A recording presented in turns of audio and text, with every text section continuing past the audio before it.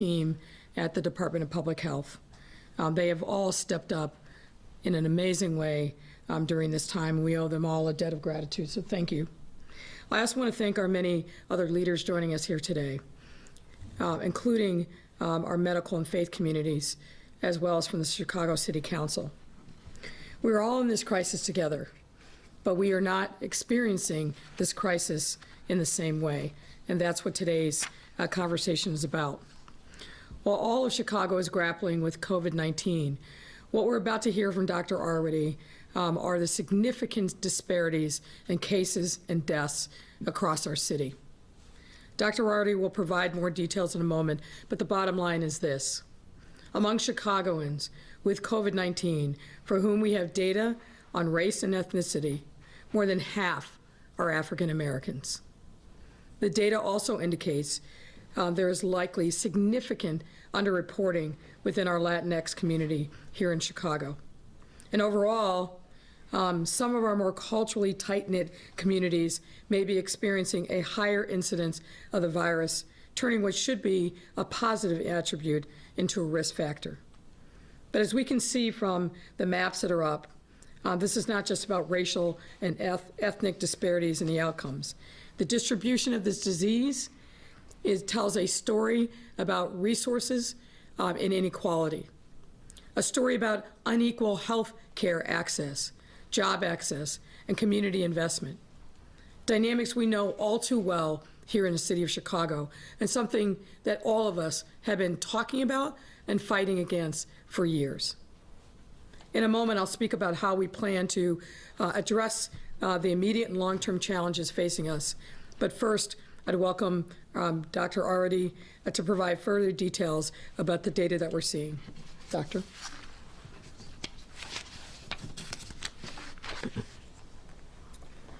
Thank you, Mayor. I'll invite everyone to go to the website, chicago.gov/coronavirus.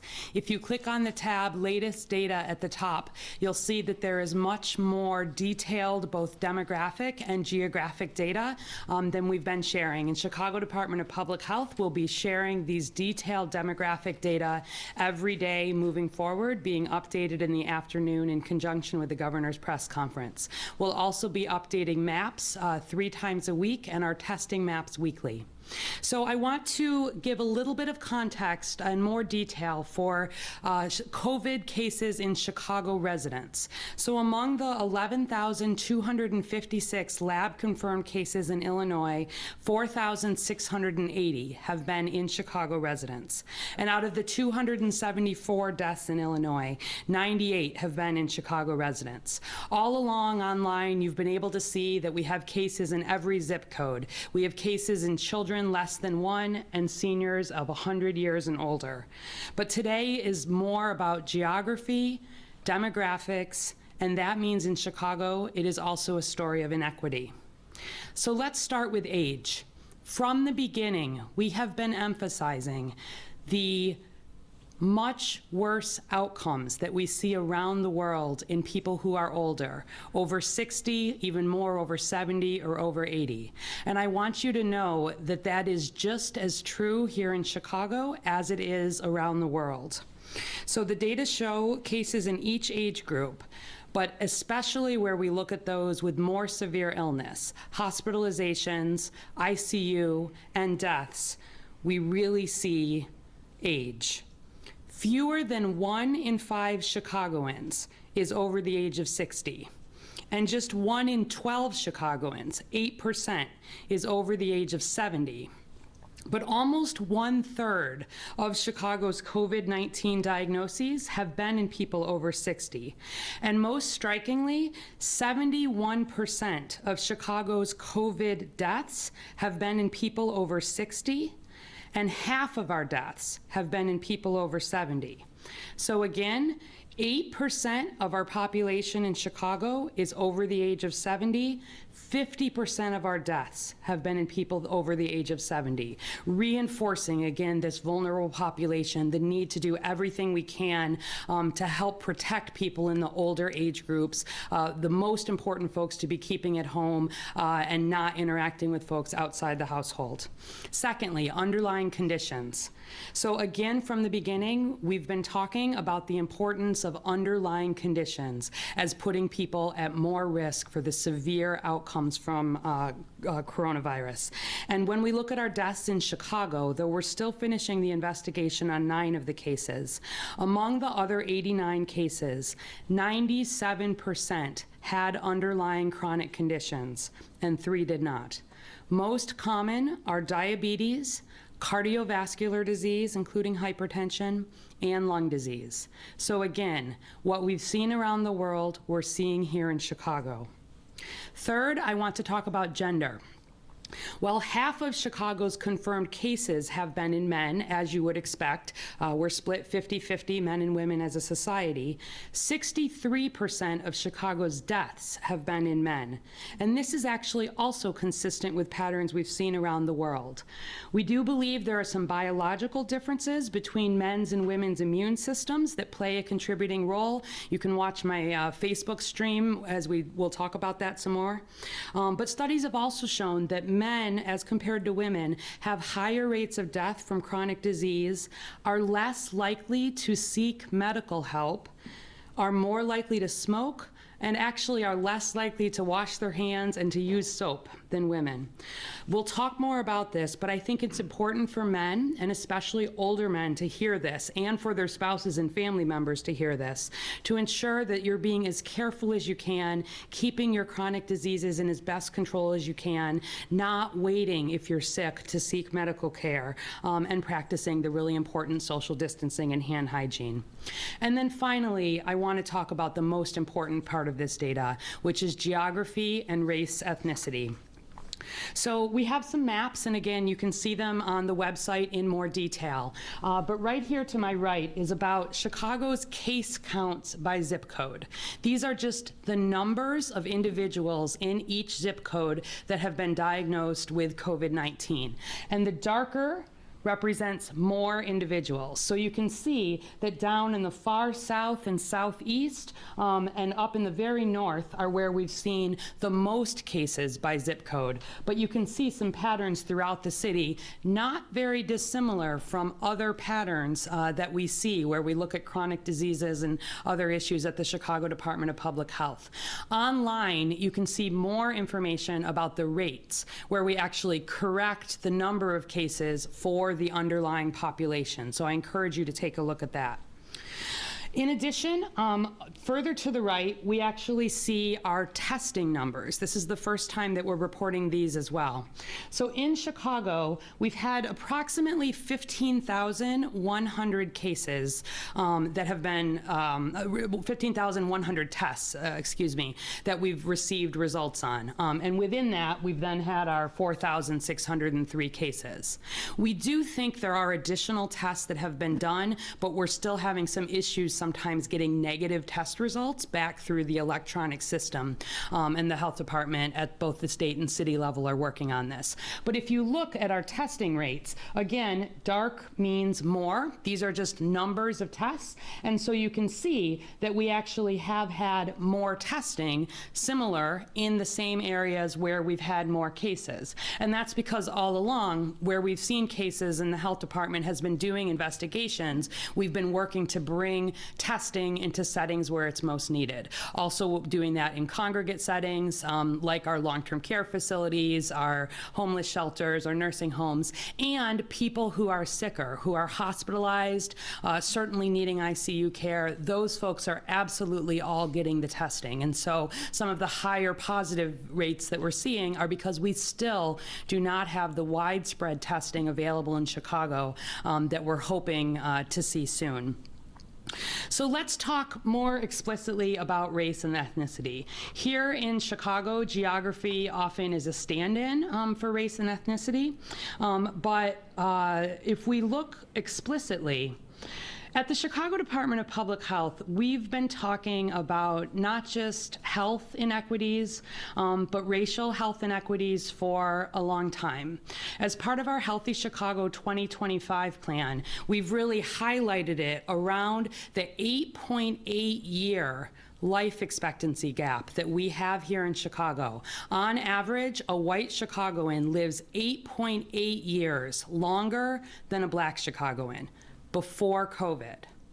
What drives that gap?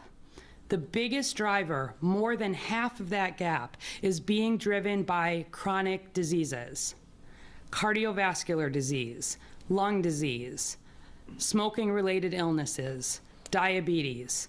These are the very chronic conditions that put people at risk for severe illness and death. And if we look at some of that for just a second in black and brown communities in Chicago, again, forgetting COVID for just 1 second, diabetes rates among blacks in Chicago are double the rates of what they are in whites in Chicago. Lung diseases, deaths related to lung diseases like COPD are more than 20% higher. Almost 2 of every 5 black adults in Chicago has been diagnosed with high blood pressure, a rate 25% higher than whites. Almost twice as many black adults live with asthma as compared to whites, and almost twice as many black adults smoke. These underlying conditions are part of what are driving some of the racial inequities.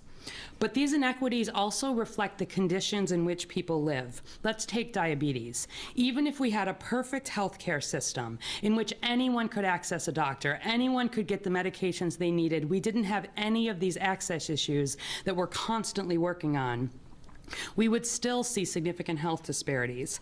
That's because in many of our neighborhoods, it's hard to access healthy food because of high cost, few grocery stores. We don't have equal access to safe, walkable streets. People living in higher stress environments where there may be more exposure to violence, or people who are working multiple low-paying jobs to make ends meet. And fundamentally, the community conditions, the holes in our social safety net, differing economic, educational opportunities, and fundamentally the systemic and institutional racism that have driven these inequities over the years, we are now seeing play out in our COVID data. So let's talk about the rates. First of all, as a city, Chicago is 33% white, 30% black, 29% Latinx or Hispanic, and 7% Asian. Among those for whom race ethnicity is known, as the mayor said, 52% of our COVID diagnoses have been in black Chicagoans. 30% of Chicago is black, 52% of our cases have been in black Chicagoans. And most strikingly, 72% of our deaths here in Chicago residents have been in black Chicagoans, though again, black Chicagoans just make up 30% of the city's population. This last graph on the right here points to the differing death rates, where we see that the death rate right now in the cases that have been reported for non-Latinx blacks in Chicago is 7 times the death rate as it is for white non-Latinx. And you can see where Latinx, Asian non-Latinx, and other non-Latinx fall in. Much more detail, again, available on the website. But by and large, this is not, I'm sorry to say, a surprising story. It is one that demands action in a short-term way and in the way that we will be working on for decades to come. And I can think of nobody who has already taken a stronger stance on this, who has been a supporter to the Chicago Department of Public Health as we talk about this, and has been focusing on the poverty agenda and what it means to truly address inequities in Chicago than Mayor Lightfoot. I'm going to turn it back over to her to really go through some of what we together as a city need to do urgently to get this news out, to reinforce the science, and to make sure as a city we're doing everything we can to help get ahead of this.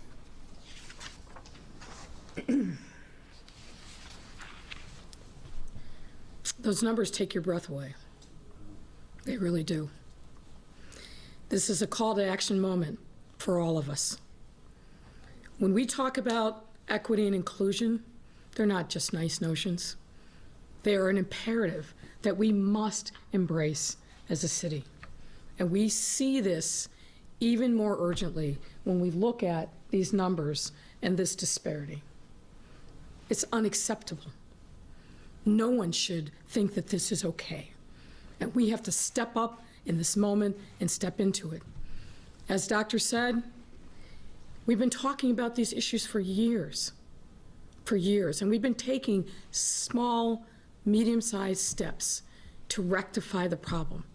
Now is the time where we have to embrace this wholeheartedly as a city and take concrete steps to move forward.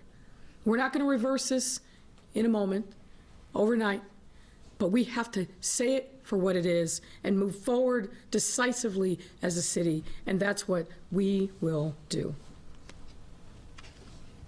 This is about healthcare accessibility, life expectancy, joblessness, and hunger. No, this isn't a problem that's unique to Chicago.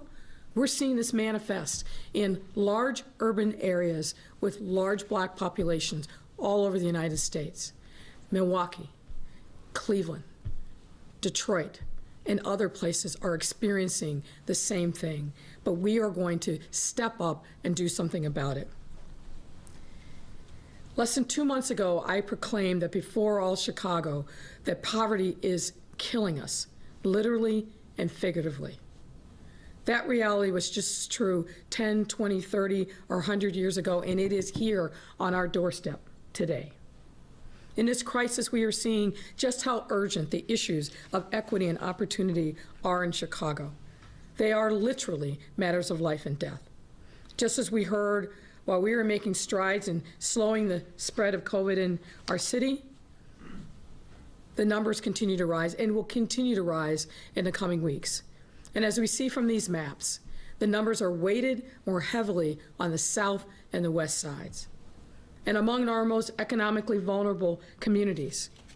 As such, many of these same communities suffer from an array of pre-existing health conditions which make them particularly vulnerable to this virus. We know that due to some of the economic barriers in communities, social distancing can be difficult, if not impossible to achieve, at home, on public transit, and essential businesses like grocery and corner stores, and we must solve that too. Our challenge right now is to immediately address this issue. We can and we will organize a rapid, coordinated, community-based, and community-driven response to what we are seeing so that we can mitigate the impact of COVID-19 in our city, and particularly as it is playing out and devastating Black Chicago. First, we must begin with the data. While we have sufficient data to see that these trends are alarming, as Dr. already noted, healthcare providers are still not providing total demographic information that is needed for us to have a complete picture of the impact. That must change. That's why Dr. already will issue the COVID patient data health order. This will require healthcare providers to collect and give Chicago's Department of Public Health a complete suite of demographic information, including race and ethnicity, for each COVID-19 patient that they test or treat. This is not negotiable. We must understand the magnitude of the impact of this virus on all of our communities, and it is up to the healthcare providers who are on the front lines not to skip over the boxes that provide us with the demographic information that's essential for us to understand the impact on Black and brown communities. You must do this, and we will order it to happen. CDPH will also continue to closely monitor and make this data transparently available and commit to a regular cadence of releasing this data publicly so we can all see it. We can all see the progress or lack thereof. Second, in partnership with the great team from Westside United and led in part by this city's Chief Equity Officer, Candace Moore, We will be creating a leadership team consisting of public health experts, personnel from provider networks, and local community activists and stakeholders to form a racial equity rapid response team. I want to thank Westside United and their executive director, Aisha Jacko, for stepping up in this Herculean way for our city. Westside United has a model that works, and we will deploy it throughout the West and South Sides to help us address this issue. I want to also thank and acknowledge AARP for stepping up and offering to activate its vast network to assist in this effort. This will be a hyper-local, tactical effort to reach vulnerable people, educate them about options where necessary, and connect them with services to help fight the spread of this disease. And the outreach will focus on those over 50 and those with underlying health conditions. And the supports will include symptom monitoring, testing, and proactive healthcare engagement. And this team will be integrated into the city's Emergency Operation Center, just as all of our other working groups have been fighting day and night to fight this disease. As part of this outreach, we will be focusing our healthcare and hospital networks to double down on efforts to engage vulnerable populations and seek new solutions. What that means simply is all the doctors, the nurses, the nurse practitioners, the healthcare providers out there, when you know who you're serving, you know what a vulnerable population looks like. We need you to step up even more to make sure that we are doing everything that we can to reach, to educate, and to treat people that fall into this vulnerable population. We'll also be working with the Chicago Health Alert Network to promote direct and targeted communication between doctors and high-risk patients. This is an existing communication network for healthcare providers. We will re-emphasize the information and data around these vulnerable populations through this network. I'm also pleased to say that we are going to see insurance networks step up and mobilize their prevention information and resources with clients, particularly high-risk policyholders. And finally, we will institute a suite of policies to directly impact the most at-risk communities and address day-to-day challenges. We have to do this in connection with all of the other things that we're doing to emphasize and enforce the stay-at-home order. This will include, in a, again, hyper-local matter, make sure that we're increasing our surveillance of CTA bus routes across the city and adding larger and additional buses to promote social distancing and reduce overcrowding where needed. The CTA has stepped up to do this, and we will continue to move forward in that direction. It will also include taking steps to strengthen social distancing in our grocery stores and corner stores. We've heard reports across the city, particularly on the south side, where some retailers are not advancing social distancing as they must. We are sending inspectors out. We will demand that you do this, and if you do not, we will shut you down. This will involve increased education enforcement from our Department of Business Affairs and Consumer Protection. We are serious about this. We have to move forward together as a community, every aspect. Nothing can be spared. We all have to be in on it. We have to make sure that we're doing everything we can to enforce these orders. We can't simply stand by and let this disease wreak havoc in our communities. Lives are truly at stake. We have to see marked improvement in this data, and we need all of your help to do it. We need to support each other and hold ourselves accountable. We want Chicagoans to reach out with any questions or to report any problems that you are seeing. You can reach out by calling 311. Reach out to your alderman's office. Talk to your minister or other trusted community leader. We have to be in this together. And that especially goes for our communities that are most at risk. We will be here, we will support you, we will do everything we can to make sure that Black and brown communities get through this virus with as little harm as possible. But make no mistake, today is a call to action. It is a call to signal that we are not going to tolerate these kind of disparities. The work that we're doing now is work that we will continue to build on in the months and years ahead to close the kind of disparities that are impacting in a negative way Black and brown communities over access to health and life expectancy. We will get our city back on track. And now it's my pleasure to introduce Alderman Rod Sawyer, the chairman of the City Council's Health Committee.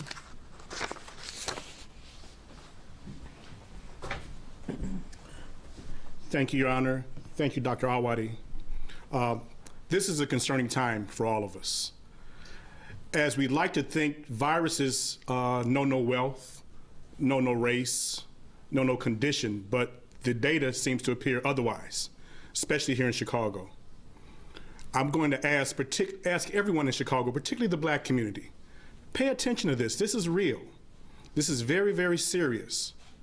To the extent that you can, this is not a practice anymore. Commit to social distancing. Commit to washing your hands. These are things that we can do to help contain the spread. The City of Chicago is doing their part. We're going to continue to do and step up our efforts, as Mayor Lightfoot said. But quite honestly, Mayor Lightfoot and Dr. Awadi were on this months ahead of time. Talked about the intersection between poverty and affliction. These things are now coming to roost right now, and we have to do something about it. A lot of it is within our control. Commit to the social distancing, but at the same time, let's also do good deeds. Without violating the social distance space, check on your neighbors, particularly those that are elderly and may be infirm. Check on your family members. Put a call in. I particularly like what Mayor Lightfoot's been doing with the memes and with the short ads that she's providing. We know this is a serious issue, but we have to take this and understand that we're going to come out of this, and we are going to come out of this stronger. But it's up to all of us to make that commitment, to do what's necessary, to isolate ourselves for a little while longer. It's been approximately 21 days now. Let's continue it going forward. Let's keep our space, keep our distance, but keep our connections with everyone. Let's make sure that we reach out to someone, maybe someone you haven't talked to in a while. Let's check up on everyone, but at the same time, let's be vigilant in this, and we will get through it. And I'd like to thank particularly Dr. Awadi and Mayor Lightfoot for their continued leadership in this effort, and let's keep going. Thank you. I tore down the run of show in my haste, so let me see who's next. Aisha Jacko.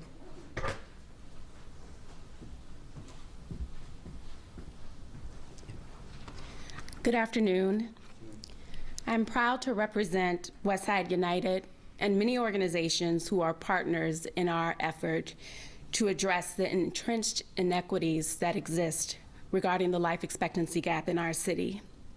Thank you, Mayor Lightfoot, for allowing us to participate. For those of you who are not familiar with Westside United, our mission is simple. It's to build community health and economic wellness on Chicago's West Side by building healthy and vibrant neighborhoods. Our goal is to decrease the 14-year life expectancy gap between the Loop and 10 West Side communities by 50% by 2030. And our partners include the faith community, our healthcare institutions at Westside United, federally qualified health centers, education providers, business, government entities, and others that are working with us to coordinate our investments and shared outcomes. The mortality rates from COVID-19 are staggering but not surprising. At Westside United, we call our approach to health improvement Live Healthy Westside. Our Westside United Metrics Group has identified hypertension as the leading cause of premature mortality in African American and Latinx communities. Our teams have focused on hypertension management in 10 Westside neighborhoods, the same ones that are hardly hit due to COVID deaths in recent weeks. High blood pressure is one of the risk factors that contributes to this mortality, as we know. And we need not only look at what mortality from AIDS and the heat wave in the 1990s impacted vulnerable people on the west and south sides to understand the urgency of our work and why it's important that we come together at this time to work as one. The current COVID epidemic serves to further illustrate the urgency in addressing the underlying roots to poverty, educational deprivation, structural racism, and we are eager to work alongside Mayor Lightfoot and her team in public health, as well as others, to rapidly move the needle on the critical metrics across our not only Westside target communities that represent 10, but the other 67 communities across Chicago. When we consider the underlying premise for both Westside United and the Mayor's Invest West South campaign, they're based on the same optimistic and uplifting premise, that we can overcome poverty and eliminate death gaps when we focus our efforts together. Let's take some time to really think about how we can work together and coordinate an approach. Our suggested next steps are that we look at data. How do we convene a super data team comprised of CDPH, Westside United's Data and Metrics Work Group, and epidemiologists from our Westside United institutions? How do we take a public health approach to addressing this disparity? How do we mobilize our health systems that have already been at the table for the last 3 years, thinking through the life expectancy gap? We have reached this urgent time where we also need to touch bases with our community and make sure that we are leveraging the existing efforts that are happening on the South and West Side, but that we think about how we mobilize our community warriors as volunteers. We want to screen our vulnerable populations and triage them if possible, but we can only do that with a model that is coordinated across all sectors working together. So as we think about this approach to expedite what needs to happen with Westside United's approach around bridging the life expectancy gap, it is a hope that is true for our entire city. And we hope to use this approach to improve the health of the entire community. And we want to make significant progress in erasing the mortality rate disparities. We want to decrease the life expectancy gap from neighborhood to neighborhood, zip code to zip code. And together, we will make this difference. No one should have where they live determine how long they live. That's right. Thank you. Thank you. My friend, Reverend Marshall Hatch, a Thank you. great leader Thank you, Mayor. on the West Side. Well, we would like to just, with our time we have, to maybe lend a human face to some of these statistics. Probably last Tuesday, I got a call from one of the family members of our church. A man had died, had breathing problems underlying his previous heart condition. He was 62 years old, happened to have been my best friend, also a member of the church, but a friend for almost 45 years, high school, college, and that was Tuesday. Meanwhile, I got a call Wednesday from another family, and this was a mother of our church, Daisy G., who passed away, and we're not clear whether or not that was COVID related, but we were certain the previous death was. Meanwhile, my sister Rhoda, who was my oldest sister, who was 73 years old, was on a respirator at Loyola Hospital, and then her 8th day was Friday, and then early Saturday morning, we got that call that she had passed away, testing positive for COVID. And the challenge that our family has had to grieve while being socially distant has been added to the difficulty. And then by Saturday afternoon, I got another call from family of our church, young man about 55 years old, self-employed, had done a lot of work around our church over the years. Often we had to track him down in order to pay him. He was really a great guy. He passed away COVID related. And so these are real human beings with human stories. And as a pastor, I was challenged to preach through my virtual sermon on Sunday and then get through communion virtually on Sunday while helping these families to plan for memorial services where we will have to be socially distant as well this week. And so, the pain is real, and we, of course, know that obviously it has been something that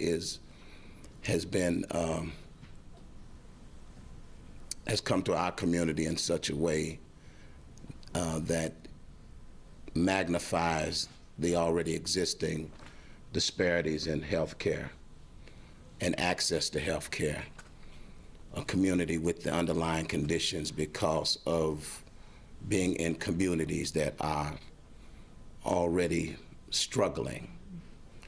And so I think Dr. King said that we commemorated this past weekend his memory, that out of all of the disparities that are caused by the inequities in our society, healthcare might be the most inhumane. And I think this pandemic of 2020 magnifies that truth that he's expressed over 50 years ago. So we do want to thank the mayor for highlighting nationally the issue that poverty is not just about quality of life, but it is about literally life and death. Poverty kills. And so in that we can address it, we become our best selves. And so we want to thank you, Madam Mayor. I want to say that, it is very comforting, not a meme, but to actually have the mayor looking over your shoulder at this time. We want to thank you for the work that you've done. Thank you. Doctor.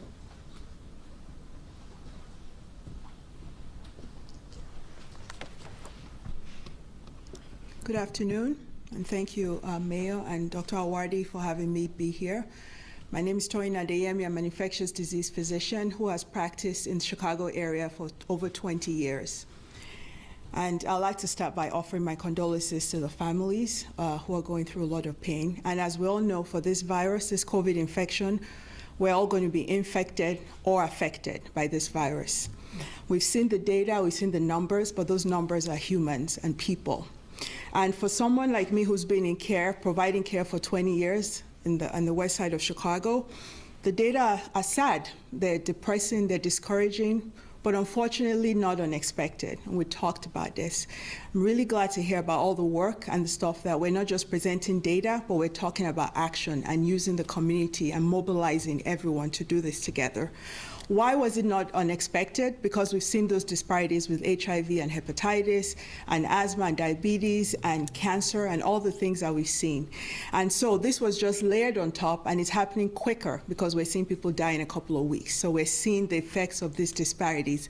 And we know that we talk about equality, but we have to go beyond equality to equity. Equality is giving everybody the same thing. Equity is giving people what they need to achieve the same outcomes. And we do know that our populations of color need additional resources, and I'm glad to hear about what's going on. Why was it not unexpected for me? Because we know that access to care is, for a lot of people, is fragmented, is intermittent, is limited, it's spotty, it's sporadic. People use emergency rooms for their primary health care. So when we got to a point where we told people to stay home, they couldn't get their albuterol inhalers, they couldn't get care for their conditions. We said stay home and call your primary care doctor. Well, people don't have primary care doctors. They didn't know who to call, how to call, who to reach. They didn't know how to do that. We talked about we're going to start doing testing and drive-through testing. People don't have cars. People use public transportation. We talk about presenting late. Well, people don't know how to do this. They get to the emergency room, it's already late. We've talked about social distancing. Social distancing for a lot of people is a privilege.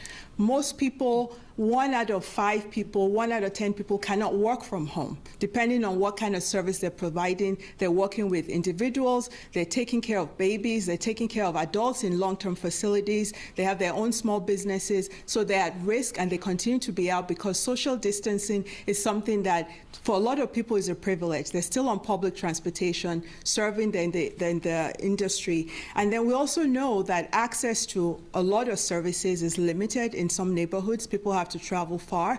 We know that when people call for ambulances, they have to have somebody get them in. They don't have cars. So those are all the reasons, in addition to some misinformation. So a couple of weeks ago, there was a lot circulating about Black people may be immune or not necessarily getting COVID. That was misinformation that we're putting out information to correct. But with that kind of misinformation, it allows some of the infections to lay ground in the community before we take action. We also know that sometimes there's an attitude of, this has happened, there's been so much disparity so long, this is just one additional thing. And it's important to hear the messaging today that the city and the mayor are taking this seriously and putting actions in place. This is not just number and data. This is a call to action to take it to that next level. So we know all the reasons why we're not surprised, but my call to action is to primary care providers, providers in the front line, everybody who's doing a great job in the healthcare workers, people in the hospitals, not to skip on information,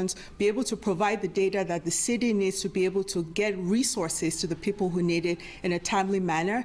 Community mobilization, thinking about this is we, this is not them, this is not I, protecting all the vulnerable in our society, not just by age, but by comorbidities. A lot of people do not understand or know that they have these comorbidities because they have no access to care. So my call is to the community is that while the city is putting things in place, while hospitals are putting things in place, while we're looking for increased access to testing and looking at community mobilization, to continue to stay home if you can. Social distancing, despite the need to connect, which we can do virtually, to stay home if you can, and to practice hand hygiene, wear your masks in public if you have to do, and really take that time to check on people, but even small gatherings. We know there are clusters in families and outbreaks, so it's important to, while we want to stay connected, this is important not to do that at this point, to stay home. Hand hygiene, masks when you can. Take your medications for chronic conditions so that your diabetes, asthma, blood pressure is well controlled so you're in a better place if you do get ill. Have a plan for if somebody gets sick, how to take care, who's going to go out, who's going to take care of them. Stay home, but call and know ahead when you have symptoms, when to go in. Share good information. We talked about there's a lot of misinformation. Do not continue to share that. Look for credible sources. When you have resources that are helping, please share those with your neighbors, the elderly who may not have access to that information. And again, call out bad behavior. Like the mayor said, if there are people flouting rules, people not obeying stuff, people sneezing into their hands, people being out without masks when they're coughing, please call out bad behavior because this is a call to action. We are in this together, and we really have to do this together as a team. So thank you for having me, and thank you. So I just want to reemphasize a couple of points that were made. Reverend Hatch said it really eloquently. This is painful. This is pain. But what I hope you see from the passion that we are exhibiting here today and what you'll see in our work in the neighborhoods is a resolve to do something about it. We're not just going to send you out statistics. We're not just trying to shock the consciousness. We are resolving as a city, as a community, to step up to do something about this. And the point's been made, but it bears repeating. All these numbers, all these zip codes, all these statistics, these are people. These are our sisters, our brothers, our mothers, our fathers, our children. We have to never forget that in this time, when we're talking about these cases and we're talking about hospital beds, someone, some family, some community is being deeply and irreparably touched in this moment. Let us be the balm that heals the wounds that have opened up in large measure in parts of our city. That is our obligation. That's our mission, and we will get it done. Happy to take any questions that you have. There are a number of them coming in, as you might imagine. One of them had to do with the statistics and the number of data sets where you don't see the race. Is this Do you believe this is due to just an oversight or deliberate intention not to put this information out there, lack of information? You know, look, I think people are doing the best that they can, but we need them to do better. And there's lots of different pieces of data that they have to enter into a system that then gets shared with CDPH and IDPH. And what we're seeing is they're skipping the demographic information. We just can't have that continue. Doctor? I'll just add a little more context, particularly where you're talking about, hundreds of cases coming in a day. We really are quite dependent on the electronic information that accompanies a lab result. And that comes with name and date of birth and address, and it should come with race, ethnicity. But if that has not necessarily been entered in the hospital system where that test is being drawn, or in the testing center or in the outpatient arena, we don't get it. And so we're missing race, ethnicity for approximately a quarter of our test results right now. And this is not that dissimilar from what we see at baseline, but for diseases that are not moving so quickly, the Chicago Department of Public Health goes back and tries to fill some of that in. We're talking to families, we're looking at other records, we're trying to correct any data that is missing from the medical record. But when this is moving as fast as it is, one of the reasons that we really put into order both a requirement for some more data sharing among hospitals so that the public health department will be able to more directly access information from the health record without putting that burden on the providers, who of course are so busy taking care of all the patients. It allows us to have better information about things like underlying conditions, and then importantly, putting a specific requirement on for demographics, including that you have to fill it in. It means that people need to ask also. We talked a little bit about the fact that we think that our Latinx and Hispanic ethnicity is underreported, and often this is because providers are in a hurry and it can be uncomfortable sometimes to ask someone what their race or ethnicity is, and we know from other studies that when you don't ask, you get underreporting, particularly of ethnicity. And so this is really in the middle of all the things that everybody's doing, we need Chicago's providers to take the time to ask the question and to ensure that it's entered, and then through that we're able to get the data at the health department. What is just to that point, if they're going to be required, what is the enforcement and what's the penalty if they're not cooperating? Yeah, so I think the biggest part of this is being able for us to actually have access to the electronic health record itself, because that allows us to have more information about a patient than literally just a test result on a name and an address, and it allows us to do some more follow-up. I think mostly, we put a requirement in place. There are penalties there. In the middle of the outbreak where we are doing all of the work that we're doing, I think unless we saw very egregious examples, like if we had a whole testing center, right, or we had an entire hospital, or then we would obviously be following up there and really making sure that that was in place. It's not that people are not trying to do the right thing. It's just sometimes it's easier to skip those boxes, and so we think by putting it into order, it makes the point that this is as important here in Chicago and everywhere as the name, the date of birth, the geography. Mayor, got to bring up a question about a haircut this weekend. On social media, there's a lot of pictures going around, including a picture of you standing within just a couple of feet with no mask on, with a woman who said she got her haircut, or she cut your hair this weekend. Can you respond to that, please? Yeah, I got a haircut. I'm in the public every day, and candidly, my hair was not looking the way that it did. I thought maybe I'd do it myself, but I knew that would be a disaster. But I think what really people want to talk about is, we're talking about people dying here. We're talking about significant health disparities. I think that's what people care most about. But Mayor, to the point, and also at Soldier Field today, you were seen hugging and taking pictures with people. I'm sorry? You were seen at Soldier Field today, taking pictures of people standing very close, arms around them, as it was described. No. I didn't have my arms around anybody. I don't put my arms around anybody. If somebody touched me, but look, I think we are trying to do the best that we can under difficult circumstances. I am practicing social distancing. The woman who cut my hair had a mask, had gloves on.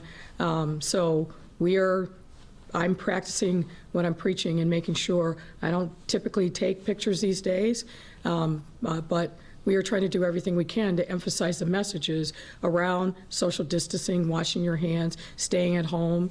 But I, as an elected official in the public face of the city, need to make sure that I am out there and visible through this crisis. People expect me to be a leader, and that's what I'm doing. Do you have any concern about the mixed messaging with you telling people in one of your skits, you know, might have to wait to get a haircut, but then you do? Is there any concern with mixed messaging? Look, I'll answer this again. I'm the public face of this city. I'm on national media, and I'm out in the public eye. And you know, I'm a person who, I take my personal hygiene very seriously. As I said, I felt like I needed to have a haircut. I'm not able to do that myself, and so I got a haircut. You want to talk more about that?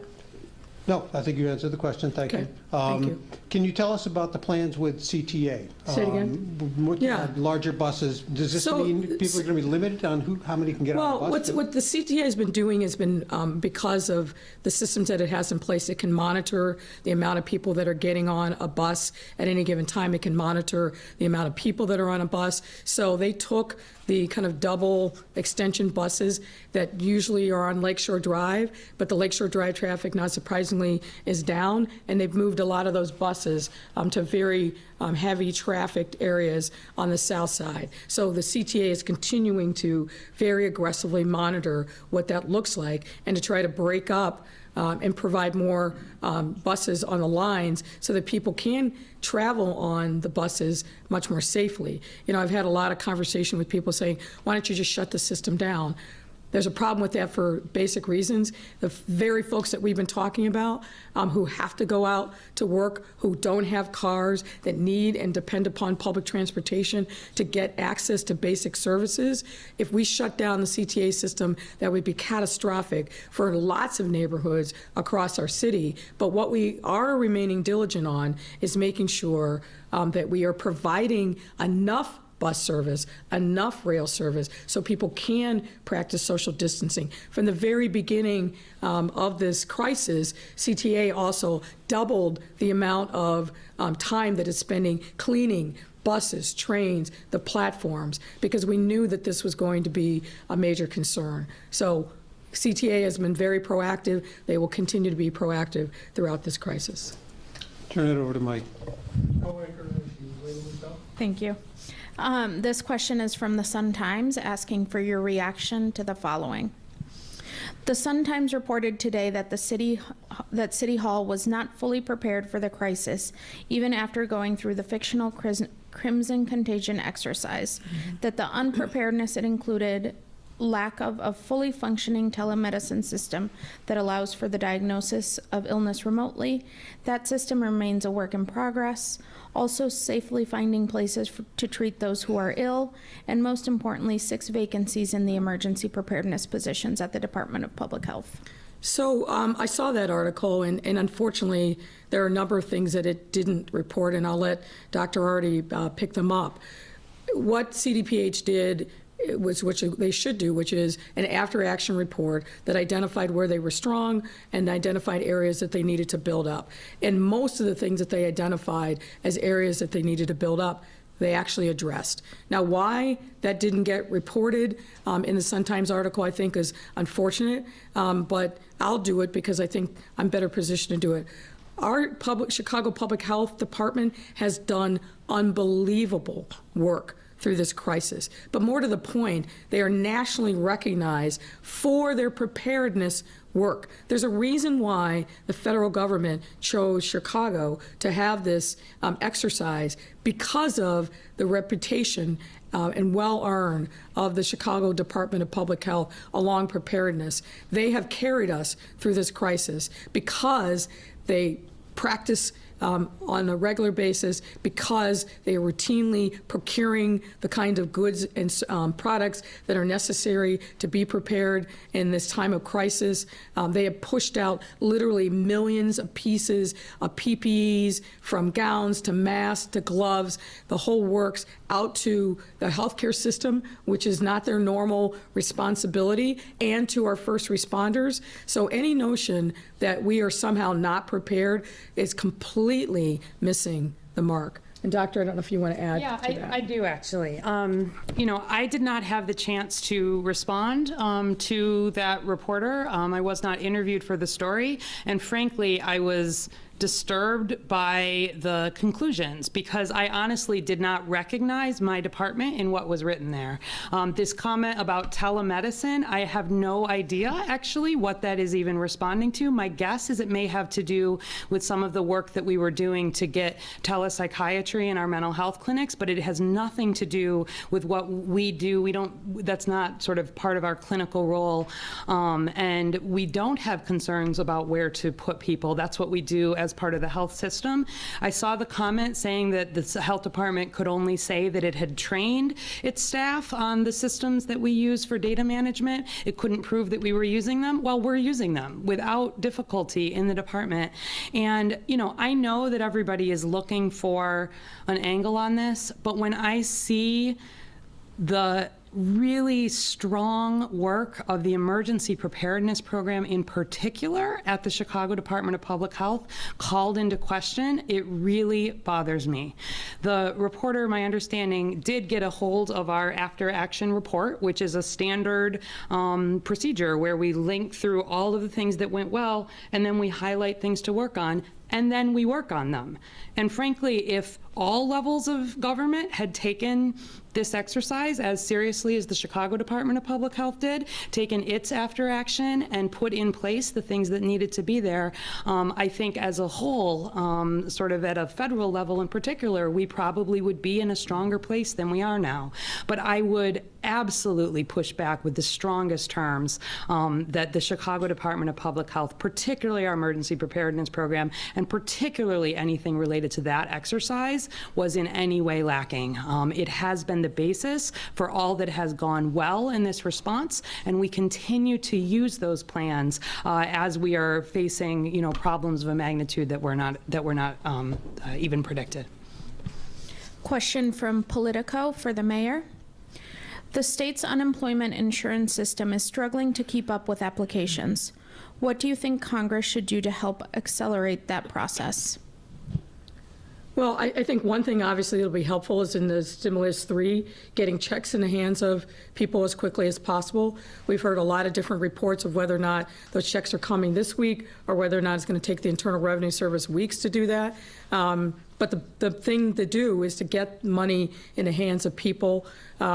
My sense from the governor's prior comments is that we need some additional support from the federal government in strengthening some of the underlying services for unemployment. I know that this is a problem that's not unique to Illinois. I've seen reports of a state system elsewhere really struggling to keep up with the massive volume of claims and claimants. But we need, on this area, I think, a lot more support from the federal government. Question from Bill Cameron. Leaders have tried to eliminate poverty for generations. Why will your approach work?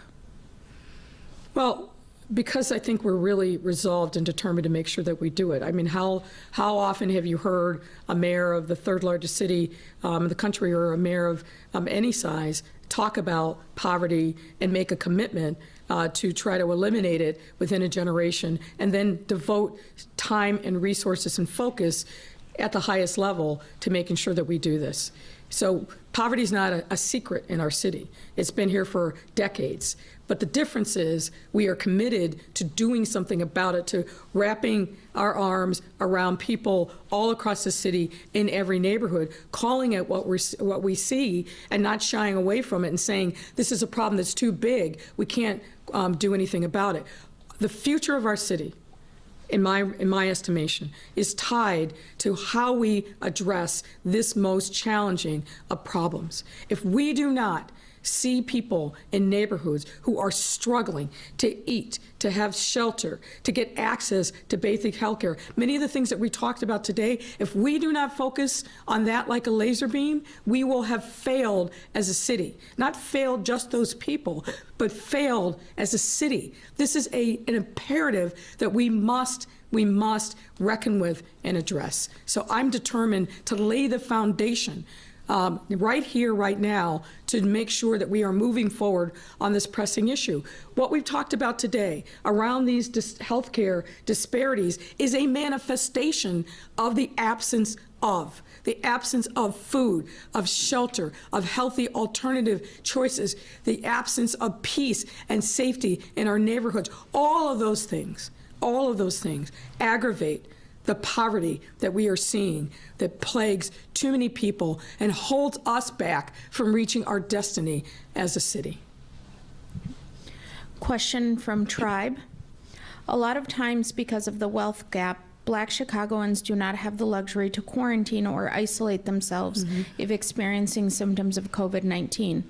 What should folks do if they live in congregate settings or in homes with lots of people or family members? What should grandparents or parents who house lots of family members do to protect themselves? Well, I think I'm going to refer to the doctor, and Dr. Adime really, I thought, expressed that very eloquently. Doctor? So, yes, thank you for bringing that up. And that was why we talked about the importance of while we talk about social distancing, which is really important, how hard it is. I have colleagues and healthcare workers and physician couples who one partner stays in the basement, stays in the garage, takes off their PPE and doesn't get to go in. They've been doing this for weeks because they have the luxury of a 3, 4, 5-bedroom home, and they're doing this. We have the same workers in the healthcare system who are doing other jobs in the healthcare system that have forward-facing contacts. We're still going to the grocery stores. Who's staffing those grocery stores? Who's doing our deliveries? Who's delivering our mail? Those people don't have the PPEs necessarily, the gloves, the things that they need, and so they don't have the luxury when they go home to take stuff off and live in the basement and have Uber Eats deliver. Somebody still has to go to the grocery store.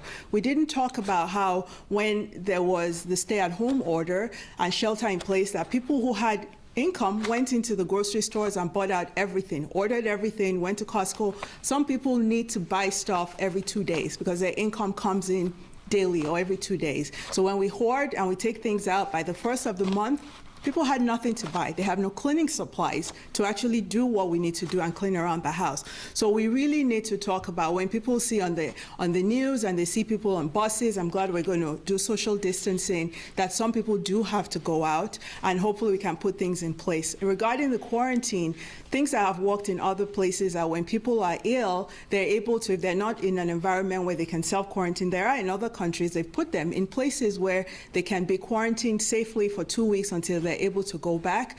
We don't have that necessarily in place, but there are things that are being done to look at having healthcare workers and people in healthcare workers stay in hotels while they're working so they're not going back home all the time. It's hard. That's why it comes up with making a plan. If someone does get ill, who's going to be that one person who's having the most contact? You know, we talk about the vulnerable in our population, thinking about grandma or anybody in the home who has diabetes, high blood pressure as being at risk, and who's going to be the one person taking care of them. Sometimes there's just one bathroom. We talk about having that person have a room, have their own bathroom, so that their toiletries, their disposables, their tissues are being taken care of. Sometimes you can't do that. We're more likely to have multi-generational families with people with different medical conditions in the same home. So we just have to, families, when we talk about having a plan, who's going to be the one person that goes out to do grocery, and when they come out, how do they kind of clean everything before they immerse with everybody else? If someone does get sick, who's going to be that person who's going to be in charge of them, and trying as much as possible to isolate. If there's a way to put people in places where if they're ill, we do that with tuberculosis, and Dr. Awadi can talk to that. When we're in the hospital and we have people with tuberculosis, when they are smear positive or even when they're converting to smear negative, before they leave the hospital, we decide who are you going home to. We do that for any infectious disease. If they're going home to a baby under 2, somebody on steroids, any immune condition, we keep them in the hospital. We try and find placement. We don't send them home because we know about who's at home. Sometimes that's what's happening. People don't have the luxury of self-quarantining within a home where there are multiple people, apartment complexes where there's shared space. People have to go do their laundry in the one room downstairs. So they're doing all their best within their home, but they're doing that. So when we talk about calling out bad behavior, even within apartment buildings, what we would say there's only going to be 2 or 3 people in the laundry area at one time. We're going to wipe down surfaces. And that's why I say it's a we and us approach, not just individual approach, because sometimes there is no luxury of being able to stay in the basement until your 2 weeks are off or in a separate wing of the home, because people are living together. But I think that things are in place, and with our Westside United partners being able to actively engage with people, get them the services. And the mayor talked about the healthcare providers asking, we know who those vulnerable people are. So when people are being tested and they're being sent home, who's at home? Who do you live with? Have they been tested? Who else is at home? Those are questions that we should be asking as we're doing the testing and giving people their results. And even negative results, telling them, you're negative for now, but the disease is out there. Continue to practice social distancing and things like that. You know, we didn't even talk about who's working in the nursing homes. And the people who are providing care to the elderly in the nursing homes, a lot of them are really in these communities that we're talking about. So. Thank you. Can I? Dr. Hardy, Yeah, yes, please. thank you very much. That was great. Just to fill in a little bit more detail around the isolation and quarantine. So we've, every day we've been talking about all the new things that are happening and all of what's available. But I do want to remind people that we have isolation and quarantine facilities in hotels here in Chicago open now. Every hospital actually has a COVID discharge coordinator to be asking those kinds of questions. And if there is someone who is, in the emergency department or in the hospital, and for whatever, who's having symptoms, and for whatever reason, they're not able to return home. Maybe they don't have a home to go to. We've been doing a lot of work with the homeless population. Maybe they would be returning to a setting where they would be living with in a dormitory or some sort of living situation with a lot of people that wouldn't be appropriate. Or if they have vulnerable people at home and they're worried about being able to go home, they can go to one of these hotels to wait for a test result, or if it's positive, they can stay through the time of their infection to help protect others at home. So that is access through all of Chicago's hospitals, and it is available. So just wanted to add that piece in for awareness. Mm-hmm. Last question for the mayor. I got a follow-up to that I overlooked in my comment before, if I may. You had brought up at your press conference at Soldier Field about CPD breaking up large groups, meeting in very small arrests. Could you be any more specific on that, and especially heading into the warm weather we're expecting tomorrow? What exactly are these people doing? Well, we can get you the specific numbers, but I believe the number is around 11 citations and some smaller number of arrest. CPD is being very, very diligent, and for the most part, people are complying, but there are pockets here and there in the city where we still continue every single day to see people that are gathering in congregate settings. And that's the thing that's important. We're not saying people can't go outside. We're not saying people can't walk down their block and get some fresh air. It's important for people to do that. The problem is excessive congregation, way too close to people. That's where we have concerns about the risk and germ spreading. And that's the issue. And one of the things that was also brought up in conversation with colleagues is that with all the parks closed, with the lakefront closed, you're pushing more and more people into the neighborhoods. They have to walk in neighborhoods because that's the only place they can walk. And so there's more and more people coming in close contact. Is it just I have not seen that, and I drive around to different parts of the city quite a bit. Do I see people walking down the street, walking their dog, jogging? Yes. But I think for the most part, people are complying with the guidance that we've been giving, which is don't congregate in large settings. That's the issue. The issue isn't the exercise. The issue isn't being outside. The issue is congregating in large settings that put you and other people at risk of catching or spreading the virus. That's the issue. Last question, Mayor, from the Daily Line. This morning you said you saw a tiny pinprick of light at the end of the tunnel. Mm-hmm. What is that based on? Well, it's based on the data, right? We're seeing, I think the stay-at-home order went into place on March 16th, and I believe that this has been reported. At that time, we were seeing a doubling of the number of cases every 1 to 2 days. Then it's moved to every 3 to 4 days, and now we're in a phase where it's about every 9 to 10 days. That's small steps towards progress. But that's why I said it's a pinprick, a very small light at the end of a long tunnel, and we're still very much on the journey. We're going to continue to see the number of cases go up. But as we've talked about before, we're following the number of ICU beds occupied, the percentage of those beds occupied by COVID patients under investigation for having COVID-19. Those are the numbers that we're watching very, very closely. And obviously, we're also concerned about when we see the surge happen, about our hospitals being overrun. That's why we put in place the hotel rooms. That's why we put in place and are working on the alternate care facility at McCormick Place. This is all about preparation and letting the data really drive what our response is to this crisis. And the data that we're here to talk about today is data about the huge disparities in the Black community across the South and West sides of Chicago in particular, and our resolve to make sure that we do something to address it immediately. Any plans for a curfew of either people and/or businesses? No, I mean, I don't think that we need that yet, although we are looking at certain kinds of businesses where we're seeing an excessive amount of gathering. You know, as we said from the very beginning, we're trying to educate people into compliance, but if we can't get that, then we'll take some additional steps. And there may, I'm sorry? Are you talking about liquor stores? Liquor stores are definitely an area of concern all over the city, so we may be taking some steps to address that.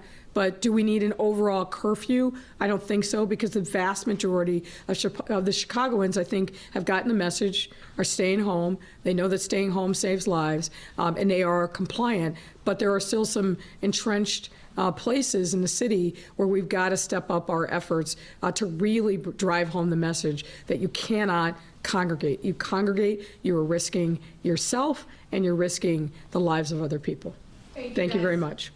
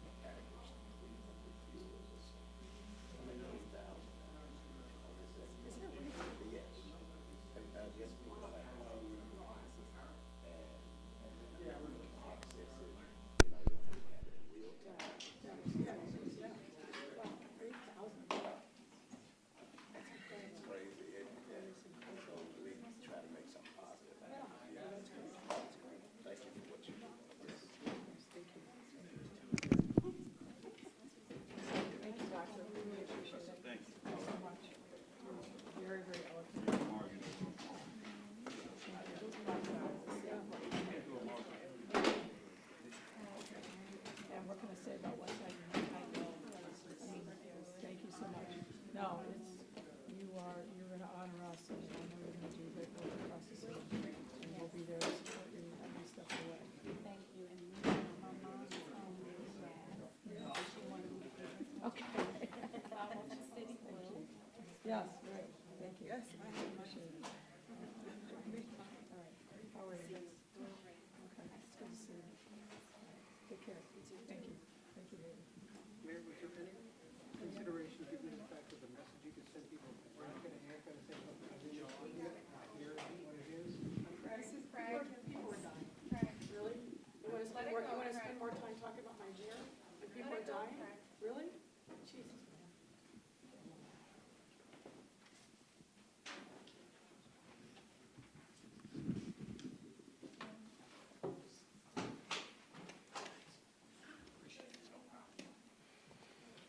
Well, I don't think we can edit this, there's no way. No, I already told him. I said we could edit the six. Just look at your phone. I sent you something. You could use it. Yeah, I saw it. All right, I'm heading down. All right. Oh, here comes the rain. Hey, this is Pat. That's it on Frank Sink 55. All right, shutting down. Thanks.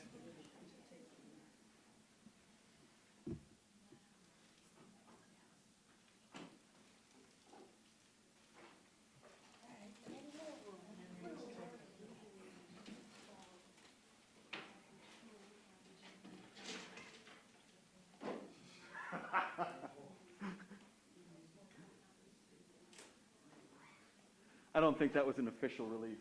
No.